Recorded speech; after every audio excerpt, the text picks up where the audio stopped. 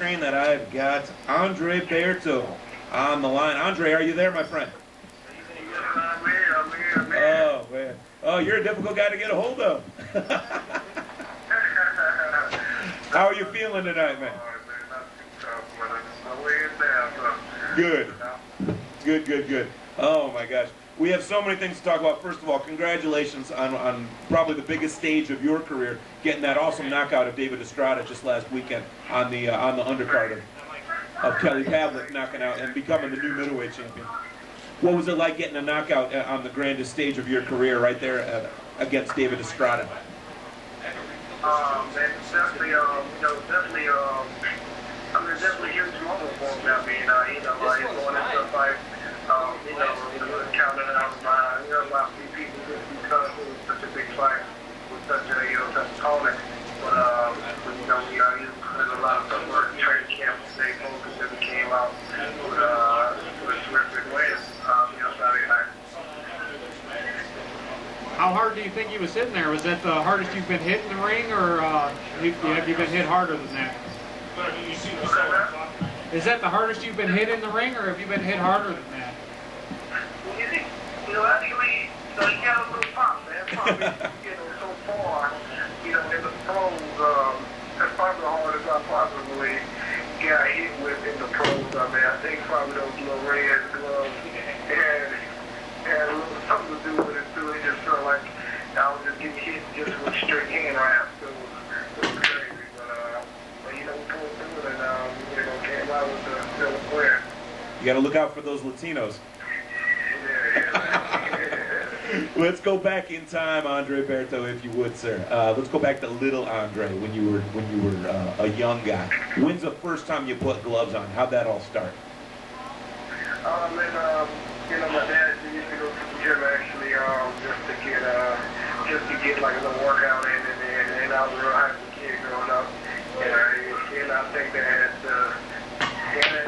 had tended to get me in trouble in school because I was so high, so I just didn't want to stay sick down. I wanted to stay moving, stay active, and I, want to have fun and run back and forth. And my teachers, they met with my parents and said that they really had to get me into something to release some of my energy out a little bit.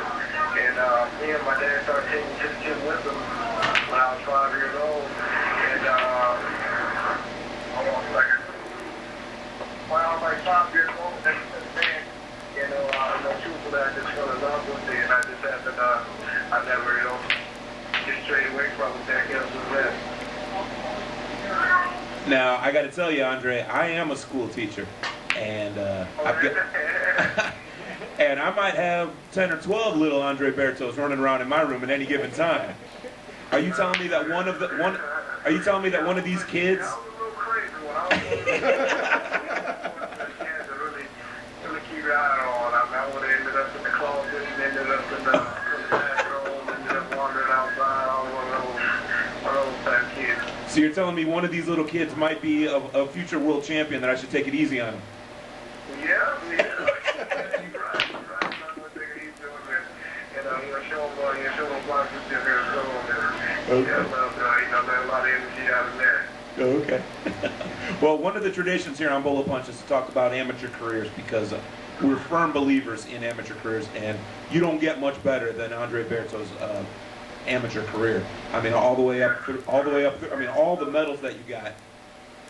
I mean, it's pretty silly. Bronze medals in 03 World Amateur Boxing Championships in Bangkok, Thailand. 2-time National Golden Gloves, 2-time National PAL champion, amateur champion medalist. I mean, you were there and did it all.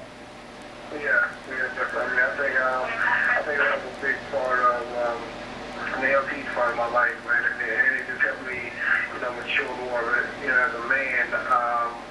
As a, more like a young man that's growing up. I mean, by the time I graduated high school, I made U.S. team when I was 15, and by the time I graduated high school, I already traveled over, 22 different countries, just competing and just doing just a lot of different things, and it just made me just mature more, just in general, on just every perspective, in and outside the ring. So, I'm really appreciative that I stayed into into the amateur program and was able to do the things that I did. I mean, I'm definitely blessed. Now you've had a pretty storied career so far. What has been the highlight of everything you've done so far? What's the greatest memory you've got so far? In the program, Either. you know, like the highlight of, you know, probably definitely going to the Olympic Games. I mean, I walked into the opening ceremony. You know, definitely on the train coming to me. I used to watch. I mean, I Olympics religiously. Sure. And you know, just being able to walk out to the ceremony, knowing that. I mean, I told myself when I was a young kid I was gonna make it there. Just walking down to the ceremony was amazing. Just being there, you know, in person, and you know, being one of those top elite athletes. You know, that's probably the highlight of my life. We're going to talk a second about the 2004 Olympic trials. You were, it sort of appears that there was sort of a problem. The referee thought that you threw your opponent down and he actually ended up disqualifying you. I don't want to talk too much about that, but it was reversed and then re-reversed. But you still made it onto the Haiti team. Talk about that whole situation. I mean, yeah, I went into the Olympic trials, you know, was being the number 1 seed, and I fought the number 2 seed the first day, and you know, we got into it. I was leading.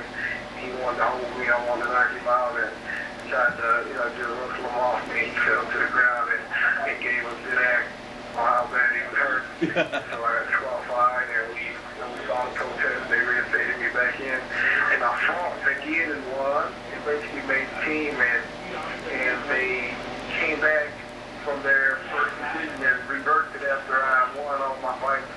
And you know, it was definitely something that wasn't, I believe it wasn't fair. Like I fought and, you know, earned my way on, but you know what happened. And you know, my parents are from Haiti, and I had the dual citizenship to fight for them, even though I didn't know they had a team. And I ended up being a one-man team. Well, they didn't have a team. You were the team. I mean, it was kind of a bittersweet deal, and I went there. I always see myself, you know, being able to go to Olympic Games. I've never seen in that type of fashion, and going for, you know, another country. But you know, your blessing comes in a lot of different ways. So you know, I just accepted it. We had fun. It was a great experience, and you know, I loved it. Little Rock, Arkansas, December 4th, 2004. You go ahead and make pro up against Michael Robinson. Were there any jitters, or like you were saying, you've been in 500 countries at that point? Was this just another day, or was it different now that you're pro? Because it's just a whole new stage. I mean, you know, not really the ring and the people were just, you know, going in there, you know, the whole new feel, no headgear, no shirt on, smaller gloves. I mean, it was just a completely different, you know, league in there. And of course, I was just a little nervous, just trying to get adapted to the new style fight. As we go on through, I mean, it's ridiculous how many knockouts you have in a row. You had 14 knockouts in a row. You're 20-0 right now. 20-0 with 17 knockouts. 14 of those came in a row. That's ridiculous, man. Yeah. I know that you know that. What was your most memorable knockout? Most memorable knockout. Was it Estrada or was it something earlier? Most memorable knockout. Let me see. Probably to this date.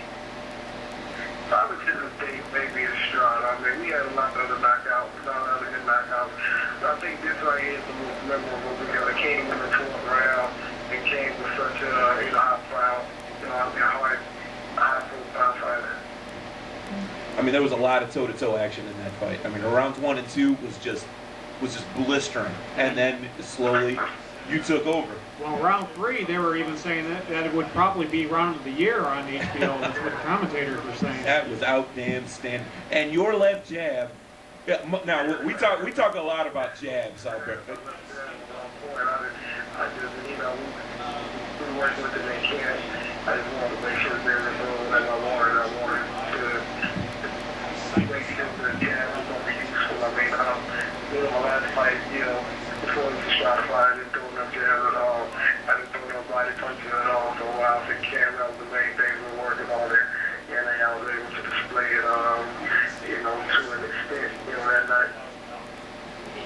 Well, you made him bleed early on in the fight, but I mean, he pressed on. I mean, you kept the pressure on him, and then comes round 11, you knocked him down with a left hook, right uppercut combination, and he still got up.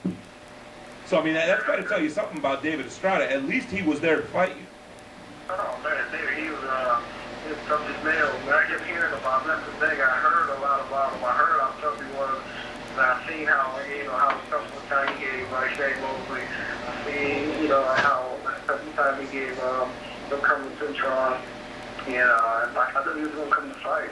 And I was surprised that he kind of took that push, but he didn't just come straight at me. And he he definitely came to fight. Man, he was taking tough shots. He kept coming. He was throwing his, he was throwing him back. So I mean, it was definitely, tough fight. Now, after this fight, they didn't interview you. I'm wondering, who would you like to fight in the next fight? Usually they ask that post-fight, but they didn't come to you guys. Yeah, he felt Give me a name. The welterweight division is full of awesome names. You got Cotto, Judah, Malinaji, Quintana, and you got Shane Floyd and Ricky Hatton hanging out in that general area as well. Give us a couple names. Who do you want to fight on your way out? As of right now, I mean, we checked out the rankings. I'm the youngest in the top 20 rankings in the world. Yeah. I'm just really just happy just to be mentioned in the top, with these guys. And at this point now, I'm just going to just to fight any of them. Actually, I think, out of all of these guys, I'm one of the most, explosive and one of the most exciting. And I think, fighting any of these guys would be an exciting fight. So, it's just really just the fact that they don't want to fight me. So, I'll fight any of them, really. Well, I got to ask you, who were some of your? This is called the Bolo Punch Ringer now, where we put you through the questions off of the instant messenger. Our listeners, they call in. Who are some of the fighters that you watched growing up? Man, I was a huge Mike Tyson and Sugar. Marvin Hagler fan. I was a huge Marvin Hagler, Mike Tyson fan. I was big on Sugar Ray Leonard. I was big on De La Hoya. I was big on Sugar Ray Robinson. I basically watched them all. Growing up, that was one thing with me. I was a real student of the game. I stayed and I used to watch tapes religiously. So I loved it. How did you sit long enough to watch tapes and stuff? Yeah, I thought you were a hyperactive kid, man. I was a kid, but I had a lot of access to a lot of real exclusive footage. So So you said the hardest punch you've unloaded on a man was probably David Estrada. What's the hardest? That's probably the most impressive knockout right now from my memory. Okay. We got a lot of them, but I think that might be the best, all around. Coming in the 12th, coming in the 11th round, and being such a tough opponent, I think. Well, we always ask we got 17 of them now. We got a lot of them. We always ask the fighters that were at least honored enough to interview. What's the hardest shot that was landed on you, and what's the hardest shot you've ever landed on a man? You answered the hardest shot you've ever landed on David Estrada. I wanted to know what the hardest shot was that you've ever taken. Who was that from? Ever taken? Let me see. Because Cosme Rivera hit you with some good stuff. Oh yeah, I'll probably have to say Cosme. The thing with Cosme, all through the fight, I didn't really think his punches were hard at all. But the punch he knocked me down with was just a punch I didn't see at all. And I guess I could probably say that was probably the hardest punch I've ever taken, just because I got knocked down by. Even though I didn't see it, and they said those are always the punches that hurt you, the ones that you don't see. So I didn't see it at all when it happened. Now, I wasn't going to bring up the knockdown. That was a good shot. That's probably the hardest shot I got hit with. Now, champ, I wasn't going to bring up the knockdown. You brought it up yourself. Oh, no. I didn't touch it. I wasn't going to touch it at all. The question I want to ask you about is, after that knockdown, in between rounds there, they had to change your gloves, and there was a little bit of controversy about that. Because the thing was, my glove ripped. And actually it ripped around before, and the commission warned us that we had to change it. So I was probably the perfect time to change it. Even though it started out really hurt. I mean, but my coach, he really just wanted just, go ahead and get go change. The commission kept pressing us about it, and just came right around that time, so he gave us extra little time. I didn't really care too much about that. I just wanted him to get in there and get back. I just wanted him to just get my punches back on. So it didn't really matter too much. Awesome. I was going to ask, what are we going to see from you next? But you said whatever your management throws at you. You're not willing to give us a name. You want to fight any of these guys? I'd like to see you matched up with Malignaggi. He's got a loss. He's going to be looking for a name to put on his record. We just interviewed him a couple months ago. He did bring up your name.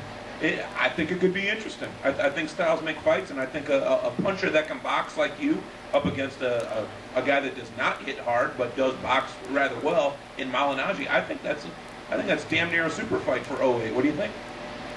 I mean, it could happen. I'm not sure. I mean, I'm not a promoter or nothing. I think he's at 140. So I didn't know that he moved up to 147. So I mean, he's a real good friend of mine. But so I mean, his cards play right or opportunity presents himself. I mean, I'm not really pressed on that fight at all. I'm pretty much, looking for, a little bit, I mean, like a different look and a different step up, than Malignaggi. I mean, we'll see that. Yeah, I've heard people talk about Julio actually being a guy that you might fight here in the near future. I didn't know. Julio. Yeah, I didn't know if that fight might interest you. I mean, I've been hearing a lot of different names. I mean, a ton of different names. So, I mean, like, at all houses, we have, a lot of fighters on the plate, on the deck, and they love to, knock you off the high horse. So, I mean, big one of these guys definitely a good fight. I mean, everybody knows that I always come to bring the excitement. So. I'd like to put him on the deck. Make sure to go ahead and buckle up. Well, I'll tell you what, Andre, we just had Ed Brophy on. Right before your interview, we had Ed Brophy of the International Boxing Hall of Fame in Canastota, New York, where you're obviously going to be inducted someday, after you retire, of course. And he just got they just donated the ring from Madison Square Garden, the 80-year-old ring that Ali and Frazier fought in, and Sugar Ray Robinson fought in. And all those guys. The actual ring, the 80-year-old ring, has been given to the Boxing Hall of Fame. Why don't you go there in June for their induction ceremony? They're probably going to be inducting Larry Holmes and a bunch of other awesome fighters. They have like 30 or 40 champions. You should go there, hang out with us. Yeah, definitely, man. Definitely. So when I find out he's playing for a while, I definitely want to go there, man. That'll be awesome. That'll be definitely up there. Well, definitely up there. It's like 30 or 40 former champions. It's a small little fairgrounds area, and it's just the greatest thing that I've ever been able to witness. He just mentioned that he'd like to get a lot of current fighters this year. That's something new that they're going to be bringing in there is bringing in current fighters, and I'd love to see you out there. So you're probably getting a call from Ed Brophy here in the next couple weeks anyway, to keep the second weekend in June open anyway. So me telling you about it doesn't mean nothing. When he calls you, then it means something. Yeah. Awesome. It sounds like it's going to be a real nice event. Beautiful. So we'll find out more info, but I definitely like to join and check it out and be a part of it. Because at a fight, I mean, people can pay the money to go see you fight, but they can't necessarily meet you at a fight. I mean, that's when security's at its craziest. In a situation like the Boxing Hall of Fame, the fans get to come up to you, they get to meet you, get their picture taken with you, hang out with you, and that is what gets huge, huge fan bases right there. They're going to be real nice event. Definitely sound like it's going to be a nice event. Awesome. I think we need to have more events like that more. I would agree. Definitely take it out. For the fans, I mean, like, meet these guys, meet these fighters that they've admired for years. I mean, you need them sport. That's the crazy part. You can walk on in and sit down next to Joe Frazier. I mean, it's silly. It's silly. The champions that are just walking around. I definitely want to find out more about it. Yeah, okay. Well, I'll email you all the pertinent information. Andre Berto, 20-0, 17 knockouts, just scored an awesome knockout on the undercard of Kelly Pavlik versus Jermaine Taylor up against David Estrada. Andre Berto, we thank the hell out of you for taking the time out of your evening. Thank you for having me. I appreciate it anytime. Awesome. I mean, definitely an performance. Definitely appreciate it. Anytime you want to have me, I'll be here. All right, well, when it comes time for your next fight, we'll call you right before. All right, cool. All right, brother. We'll talk to you real soon. Andre Berto, we'll talk to you soon. All right, bye-bye. Take care.